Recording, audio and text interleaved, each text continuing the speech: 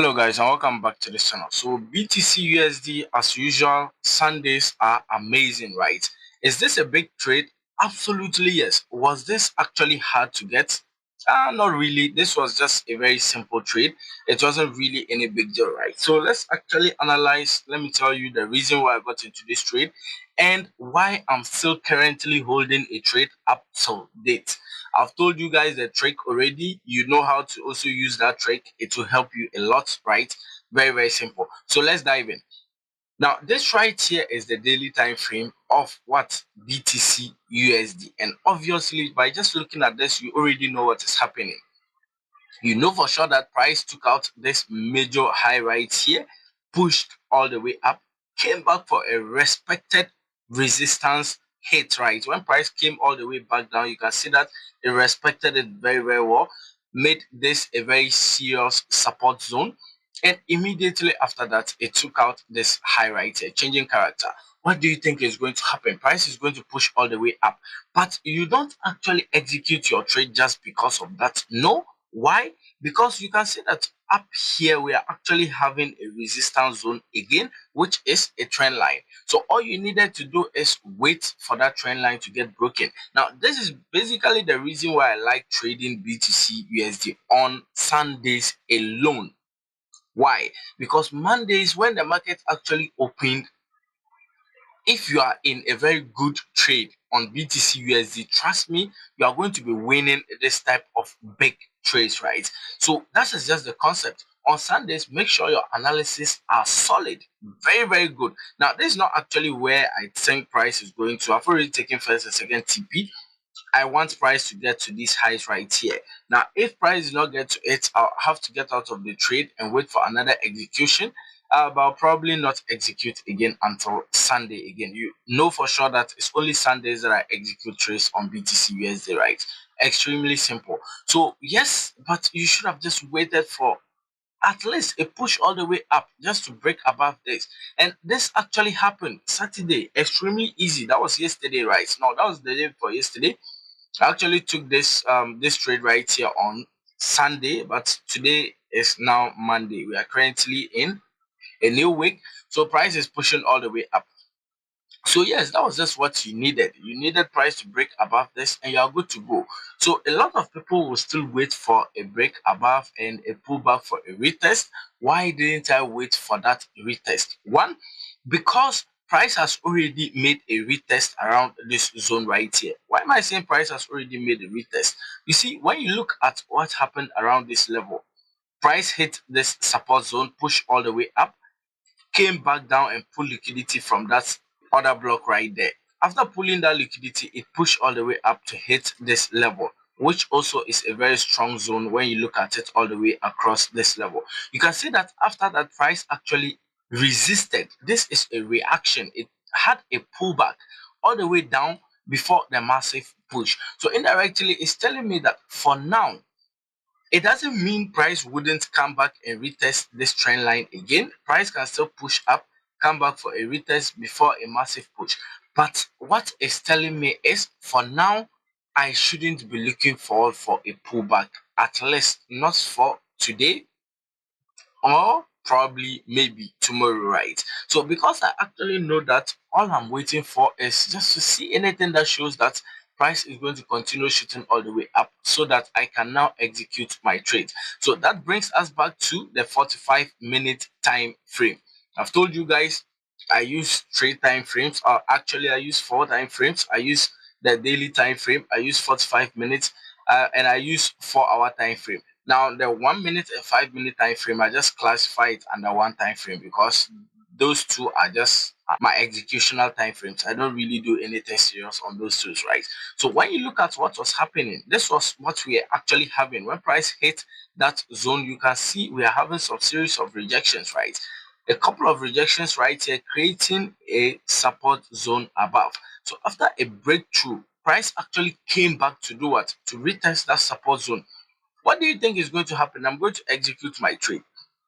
Now, don't let this right here fool you. That wasn't really the trade that I executed. Let me show you the trade that I executed. This right here was the trade that I executed, and this around here was the entry point. This right here was it. Now I did not even put my stop loss right here. My stop loss was actually around this zone right here, because I know BTC was quite wild. So because of this fair value gap right here, I did not actually want to get liquidated. Now this was a trade that I actually executed. So let me see even if I can actually bring this out, so that's probably you can actually see it right. All right. So this was a trade that I executed. You can see that after price came all the way down, we had some couple of movements. So I got into the trade based on this candle right here. Extremely easy trade, but there was a fair value gap below it. So I had to actually bring my stop loss extremely low, because even though this was a nice support zone, it could still just liquidate all the way down. We can just have one single wick coming all the way down and at the same time pushing all the way up again and continuing the upward movement. And that was it. So after this happened, what do you think is going to do? I'm just going to allow the trade to actually push through. And I've actually taught you guys several times about the trick that I actually use to be in this type of big trades. As a trader, you already know for sure that yes, you are going to be in a lot of stress if you are trading with these financial markets, because you are about to lose monies, or because you are using actual monies to trade. So with these type of things, emotions are going to be high. In order to make those emotions extremely easy on yourself, execute 2 trades or 3 trades at a time. So I executed 3 trades around this zone right here. When price pushed all the way up, came all the way up to, it did not even get to my final TP around this zone right here that I actually got out of the trades, because rejections were happening. I've told you guys countless times. If rejections are happening around my final TP, I just get out of the trades. And because I actually know this trick that I use to execute trades, and I can still be in the trade despite me worried about losing the monies that I've actually inputted or that I've actually invested into this trade, I can still be in the trade and it will still continue to shoot all the way up. So that is why I've always told you guys, execute 2 trades or at least 3 trades. It doesn't matter whether your account is small or huge, please execute 2 or 3 trades. If your account is small, find a suitable zone. Like when price was pushing back into this zone right here, execute 2 trades. Your stop loss below this level right here.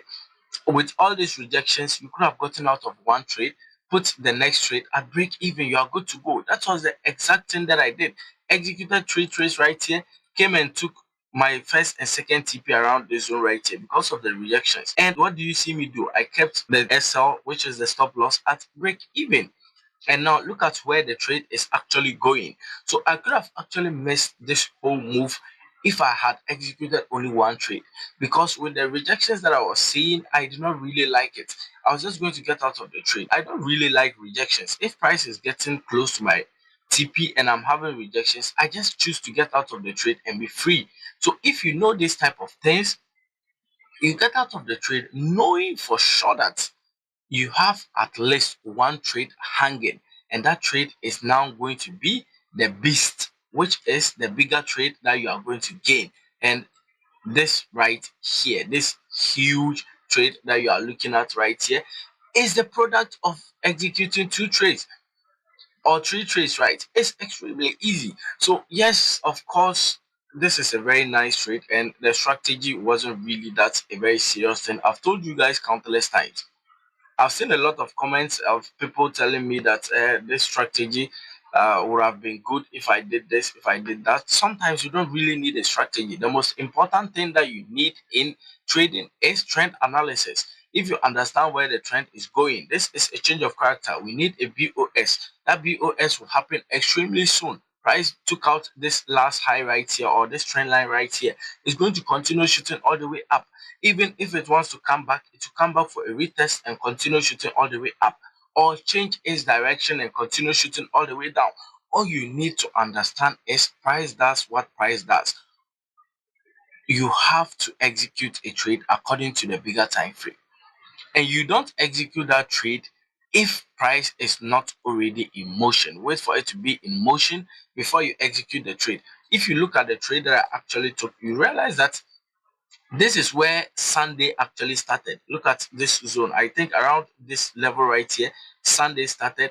Price went all the way up. I wasn't in this trade because I was still waiting for confirmations. So when price took out this high right here, pushed all the way up, came back for that retest. What do you think I'm going to do? That is my confirmation. I execute my trades because price is now already in motion. It's now already moving. So all I need to do as a trader is continue to join in that trade and watch that trade push all the way up. It's that simple. So this week has started extremely good because I'll probably catch up to my weekly targets probably by Tuesday. Last week wasn't very good for me. Last week after Monday on gold, I did not get any other trade again on gold apart from Nasdaq and GBP JPY. I traded GBP JPY on Wednesday. The trade is still running. So this is the trade on GBP JPY. It's still running. It's still a massive profit. I'm still actually hoping for another push right here before I could actually add another trade. You can see that the TP has already been hit, which is the full TP. This was on Wednesday. This trade actually was on Wednesday. That was last week, right? Extremely easy. This is a 4-hour time frame, and it was very simple. Now, when we come back to Nasdaq as well, I executed this trade on a 5-minute time frame on last week. That was last week Friday, right? Around this zone right here, price push all the way up massively. I just added this trade. Currently I just added this trade. I'm not really confident about that, so that's why I've always told you guys it has to have its own stop loss. So that trade, its stop loss is at just 65 or $67 rather, sorry. So yes, that is the trade that I just added just around this zone right here. So yes, that is it. You realize that every single thing is moving perfectly right now. We might start losing trades or we might start losing profits. So that is why you always have to be vigilant. You always have to actually try your best and get as much as you can. So far as price is still pushing up in profits, you have to trail your stop loss. You can actually see that one stop loss is here and the other is above there, because I still think price can push all the way up into the zone right here. So if I'm having a rejection, it should take me out of 2k, which is one of these trades right here. I've already taken first TP around here. So it should take me out of 2k on the second TP. And I'll probably leave the third trade all the way up to this zone right here. The same thing as GBP JPY. I want to see a movement around this zone before I execute a trade. I still have to go and make analysis on gold. Gold was extremely hard for me last week because of a very simple thing. So that thing was this trend line right here. As you can see, price kept hitting it countless times. So I actually wanted price to take it out so that I can continue to buy, but that did not happen. So after that Monday trade around this zone all the way up, I was completely useless because I did not do anything again for the rest of the week. So I had to trade on Nasdaq and GBP JPY. So yes, that is just it. If this gold is not making me profitable at the moment, or if gold is not good and it's not really what I want to see on a trade, or it's not really what I want to trade at the moment, I just go to a different time frame or a different chart, right? Sorry, I just go to a different chart, and things are going to be easy for you on those charts as well. Yeah, that's just it. As you can see, BTC USD is still shooting all the way up. I've said this countless times. BTC USD is best traded on Sundays. Please try your best and understand this. Sundays, this pair is marvelous. Not every Sunday, listen, not every Sunday, a lot of people will come into the trades and they'll expect to find this type of good trades every Sunday. No, it's not every Sunday, but that is the days that I actually trade, because on Sundays, if I find a very good analysis on BTC USD, if it's not consolidating and it's just a normal price movement, trust me, before Monday opens, price is already going to be in massive profits. And when Monday comes, it's just going to continue to push into massive profits. And that is very good for a pair. I actually like it because of those things.